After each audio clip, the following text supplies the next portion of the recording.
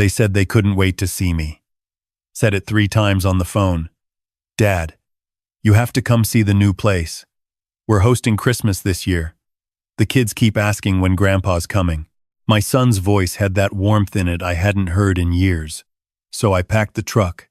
I loaded the toolbox first, the red metal one with my name stamped on the side, the one I'd carried to every job site for 30 years. Inside were the cabinet hinges I'd promised to install, the drywall anchors, the level that never lied.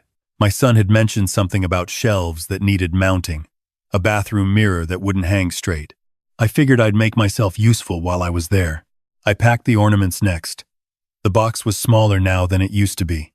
After Margaret died, I'd kept only the ones that mattered. The wooden snowflake she'd painted when we were still newlyweds. The glass angel with the chipped wing from our first Christmas in the house. The felt stocking with my son's name stitched in green thread. His sister's in red. I thought maybe the grandkids would want to see them, hear the stories. Traditions matter, Margaret used to say.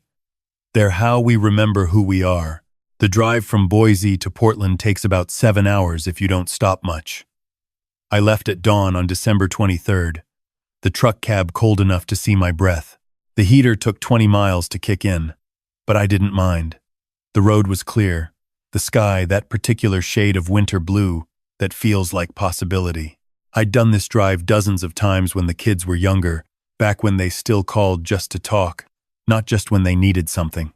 I stopped once at a rest area near Baker City, bought coffee in a paper cup that burned my hands through the cardboard sleeve. A young father was changing his daughter's diaper on the tailgate of his SUV, the little girl laughing and kicking her feet. The man caught my eye and smiled, tired but present. I smiled back and thought about my son at that age. How he used to fall asleep on my shoulder after long drives. How small he'd been. I got to Portland around 3 in the afternoon. The GPS took me through neighborhoods I didn't recognize. New developments with houses that all looked the same. Past shopping centers that hadn't existed the last time I visited. My son's new place was in one of those neighborhoods. A 2-story craftsman with a wide porch and a blue door. He'd sent pictures, but seeing it in person was different. It was the kind of house I'd helped him dream about when he was younger, back when we'd drive through nice neighborhoods and he'd point and say, "Someday, Dad." I parked on the street, pulled the toolbox from the truck bed, grabbed the box of ornaments. The porch steps creaked under my boots. Good solid construction, but they could use some weather sealant. I made a mental note. That's when I heard it. Music, loud enough to feel through the door. Laughter, lots of it. The kind that comes from a house full of people. I checked my phone. December 23rd, 3:15. I was right on time. We'd confirmed it twice. I'd even sent a text that morning. Leaving Boise. See you around 3. I knocked. Waited. Knocked again. Louder. The door opened. And there was my daughter-in-law, Stephanie. She was wearing a red dress, hair done up, holding a glass of wine. Behind her, I could see people. Lots of people. None of them family. Robert. Her smile froze. "You're here. I texted this morning," I said. Said I'd be here around 3. She glanced back into the house, then stepped onto the porch, pulling the door mostly closed behind her. "Right. Yes. We thought you were coming tomorrow. Christmas Eve," Michael said the 23rd. I wrote it down. I have the messages. There must have been some confusion. Her voice had that smooth quality she used when she was managing something. "We're actually hosting a holiday party right now. For Michael's colleagues from the firm. It's kind of a work thing." I looked past her, through the gap in the door. I could see my son in the kitchen, laughing with a man in a blazer. I could see the dining table, loaded with food. I could see Christmas lights strung across the mantel. Stockings hung below. None of them had names I recognized. "Where are the kids?" I asked. "At Stephanie's parents'. We thought it would be easier. With the party and everything. And tomorrow? Tomorrow we're doing a small family thing. Just us. Very low-key." She touched my arm. The gesture automatic, meaningless. "Why don't you find a hotel tonight? Text me in the morning and we'll figure out a good time for you to come by." I stood there with the toolbox in one hand, ornaments in the other. Inside, someone turned the music up. Someone else laughed. That high, performative laugh people use at parties they want to be seen at. I drove 7 hours, I said quietly. I know. And I'm so sorry about the mix-up. But with the party and everything, it's just not a good time right now. You understand. She was already stepping back inside. Text me tomorrow, okay? We'll figure it out. The blue door closed. I heard the lock click. I stood there long enough for my hands to start aching from the cold. Then I walked back to the truck, set the toolbox in the bed, put the ornaments on the passenger seat. The box shifted as I closed the door, and I heard something inside crack. Probably the angel, the one with the chipped wing. I sat behind the wheel and pulled out my phone, opened the text thread with my son, scrolled up. There it was, clear as day. His message from 2 weeks ago. Come up on the 23rd. We're doing Christmas at our place this year. Can't wait for you to see it. My reply, I'll be there. What time works? His reply, anytime after 2. Just come. I took a screenshot. Not sure why. Maybe because I needed proof that I hadn't imagined it. That I hadn't driven 7 hours based on a mistake I'd made. I was about to start the engine when I remembered. Social media. The place where my family posted their lives before they lived them. I opened the app, found Stephanie's profile. The first post was from 20 minutes ago. A photo of their living room, full of people in cocktail attire. Crystal glasses, appetizers on slate boards. The tree lit up in the corner with presents beneath it wrapped in matching silver paper. The caption, hosting our first holiday party in the new house. So grateful for wonderful friends and new traditions. I scrolled, found another post from this morning. A photo of my son and Stephanie standing in front of their Christmas tree, arms around each other, ready to celebrate in style, feeling blessed. No mention of family coming to visit. No mention of me. I sat there in the truck while the windows fogged up and the daylight started to fade. The neighborhood was quiet except for the bass thump from my son's house. A dog barked somewhere. A car drove past slowly, probably looking for parking near the party. I thought about knocking again. I thought about calling my son's phone, making him come outside, asking him to explain. But I knew what would happen. He'd apologize with that easy charm he'd inherited from his mother. He'd blame Stephanie, or blame the calendar, or blame me for not confirming one more time. He'd invite me in, introduce me to his colleagues, make a show of it. Everyone, this is my dad. He drove all the way from Boise. Surprise. And I'd stand there with my toolbox and broken ornaments, while everyone smiled and nodded and went back to their conversations. Or worse, he'd suggest I come back tomorrow. It's just bad timing, Dad. You get it. I started the engine. The nearest hotel was a Holiday Inn Express off Highway 84. The young woman at the desk was kind, asked if I was in town for Christmas, and I said something vague about visiting. The room was on the 2nd floor, overlooking the parking lot. It smelled like industrial cleaner and other people's lives. I set the ornament box on the dresser, opened it carefully. The angel had broken clean in half, right through the middle. The wire hanger was still intact, but the body was in 2 pieces. I tried to fit them back together, but there was no saving it. Some things, once broken, don't go back. I sat on the edge of the bed, the remote in my hand, and cycled through channels without seeing any of them. CNN, HGTV, a basketball game, a Christmas movie where everyone was happy and nothing hurt. I turned it off. My phone buzzed. A text from my daughter, Claire. She lived in Denver, had 3 kids under 10, worked as a nurse at Children's Hospital. We talked every Sunday, without fail. Hey, Dad, you make it to Portland, okay? I stared at the message. Thought about lying. Yeah, just got here. All good. But that's what I'd always done. Smoothed things over. Made it easy. Pretended the small cuts didn't bleed. I typed, I'm here. There was a mix-up. They're having a party. I'm at a hotel. 3 dots appeared immediately. Then her call came through. What do you mean a mix-up? I told her. All of it. The texts, the confirmed dates, Showing up to find a party full of strangers, Stephanie asking me to leave, the social media posts. Claire was quiet for a long moment. Then, "Dad, it's fine," I said. "Just a miscommunication." "Stop doing that." "Doing what?" "Making excuses for him." Her voice was tight. This isn't the first time. She was right. It wasn't. There was the graduation party for the oldest grandkid last spring, the one I'd driven 6 hours for, only to find out they'd changed the venue and forgotten to tell me. There was Thanksgiving 2 years ago, when I'd bought a plane ticket to visit, and they'd canceled 3 days before because Stephanie's parents wanted them in Scottsdale. "Sorry, Dad. Next year for sure." There was my birthday this past June, when Michael called 2 days late, distracted, clearly driving somewhere while we talked. "He's busy," I said. "The new job, the new house. He's 43 years old. He's not too busy to remember his own father." I didn't answer. "Where are you staying?" she asked. "Holiday Inn, by the highway." "Cancel Christmas with them. Drive to Denver. We have a guest room. The kids would love to see you.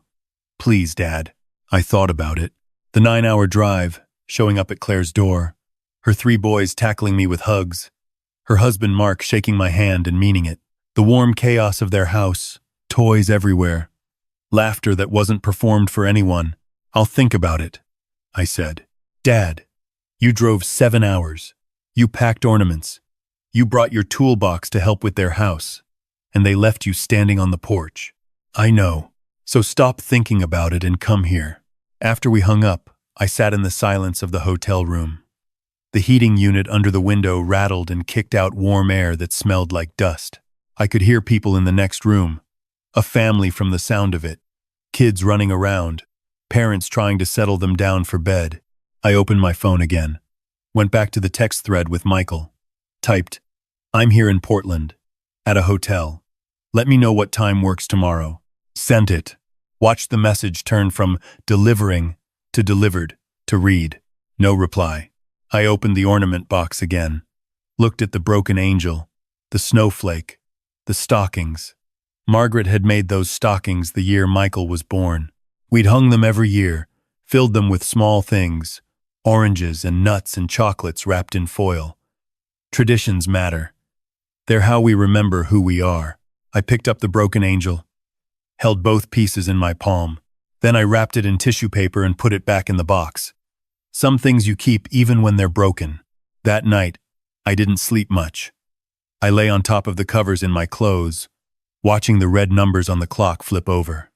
11:47, 12, 23, 1, 6. Arden Senshasifen. At some point, I got up and opened my laptop, logged into my bank account, looked at the automatic transfers I'd set up years ago. $100 a month to Michael's account, started when he was in law school and never stopped, even after he made partner. Even after he bought the house with the blue door and the wide porch. I looked at my will, the PDF my attorney had sent last time we updated it. The house in Boise split evenly between Michael and Claire. The savings account, the retirement fund, the truck, all divided down the middle, fair and equal. I thought about the toolbox in the truck bed, the one with my name stamped on it. I'd been planning to give it to Michael this Christmas. Thought maybe he'd want it now that he had a house, projects, things that needed fixing. I'd imagined teaching the grandkids how to use a level, how to measure twice and cut once, how to build something that would last. I closed the laptop, lay back down, watched the numbers change. At 7 a.m., my phone buzzed. Michael, "Hey Dad, sorry about yesterday. Total mix-up with the dates. Stephanie thought you were coming today.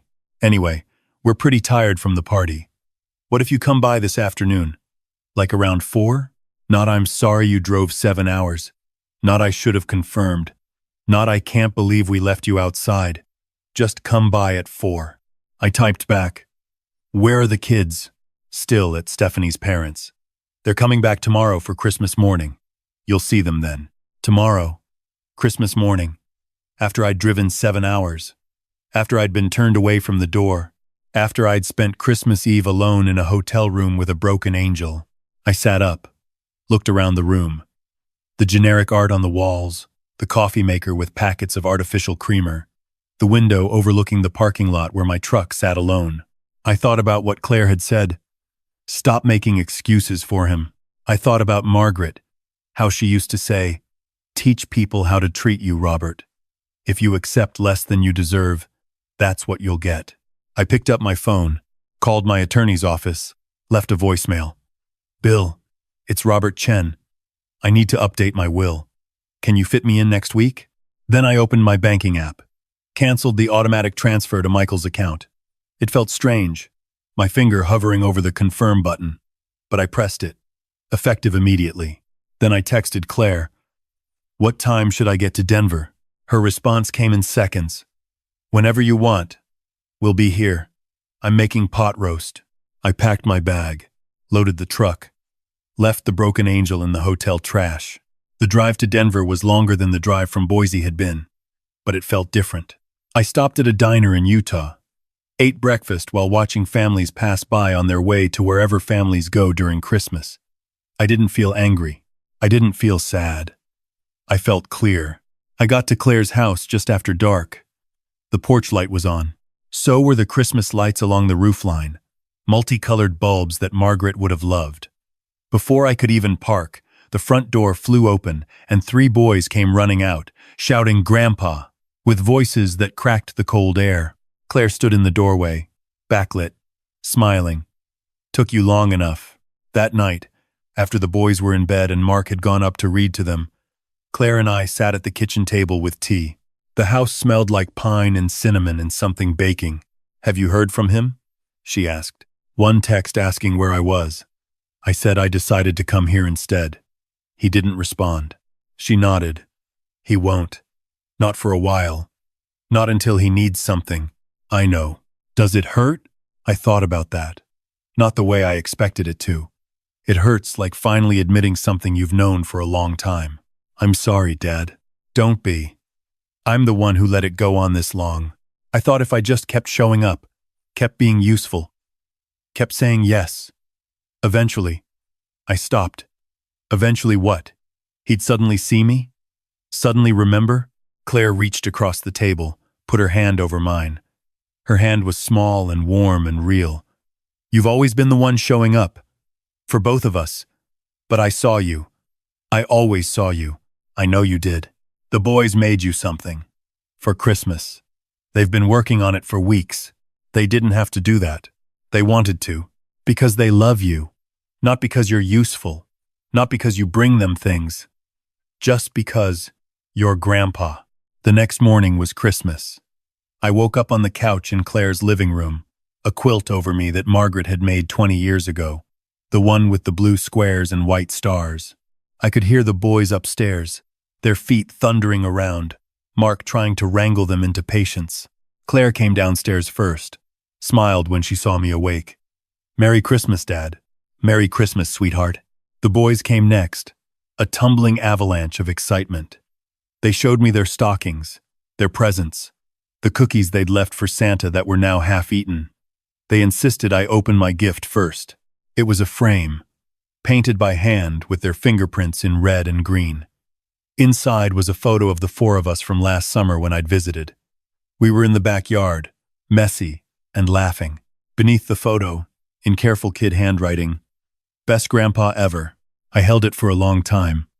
Claire watched me from the doorway, her eyes soft. "I didn't bring anything," I said quietly. "I didn't know I was coming here. Everything I packed was Dad." She came over, sat next to me. "You're here. That's the gift." My phone buzzed. I knew without looking it was Michael, probably wondering where I was, probably expecting me to show up today, ready to smooth everything over, ready to pretend it didn't matter. I didn't look at it. Instead, I helped the boys build a Lego set. I ate too much pot roast. I watched them perform a Christmas play they'd written themselves. I fell asleep in the armchair after dinner with the youngest boy curled against my side. Late that night, after everyone else had gone to bed, I finally looked at my phone. 5 messages from Michael. "Where are you? Dad, are you coming by? The kids are here. They want to see you. Did something happen? Call me. I sat there in the dim light of Claire's living room, the Christmas tree lights blinking slowly, the frame with the fingerprints on the coffee table in front of me. I typed, I was invited to Christmas. I showed up. You weren't ready for me. Claire was. I made a choice. Merry Christmas. I hit send. Then I turned off my phone. The next morning, Claire found me in the kitchen making coffee. Sleep okay? Better than I have in months. She poured herself a cup, leaned against the counter. What are you going to do? About Michael? I've already done it. Canceled the monthly transfer. Called my attorney. I'm splitting my estate differently now. You get the house. He gets half the savings. Fair, considering. Dad, you don't have to. Yes, I do. Not because I'm angry, because I'm finally being honest about what's real. I took a sip of coffee. He'll call when he realizes.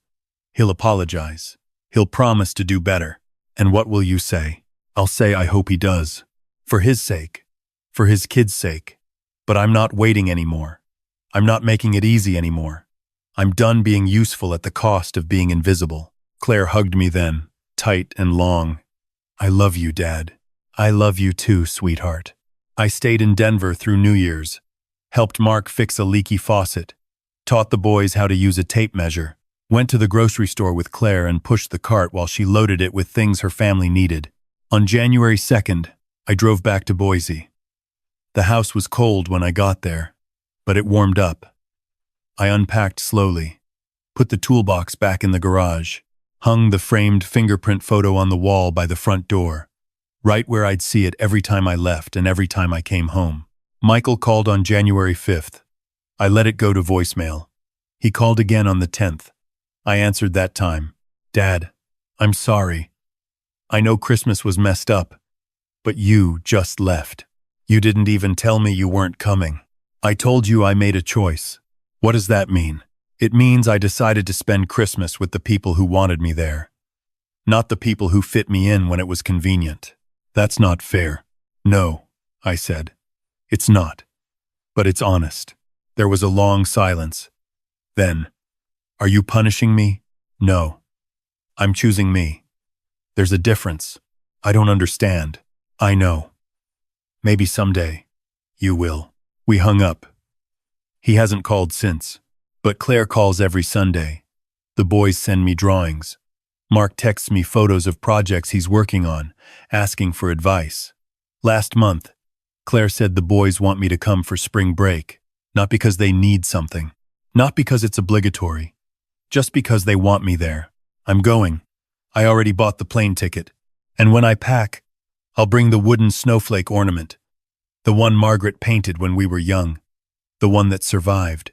Because some traditions are worth keeping, and some families know how to hold them.